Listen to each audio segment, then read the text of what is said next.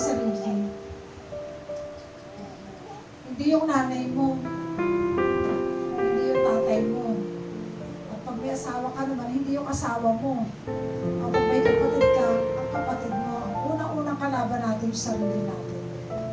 So, bawat laban in every battle, kunin mo yung faith bilang pananggalang sa alin, yung mga arrows na pinadadala sa iyo ng kalaban. Okay, sa umaga pa lang, gusto na espiritu mo mag-pray, gusto na espiritu magbasa ng Biblia, padadala ka ng espiritu ng katamaran.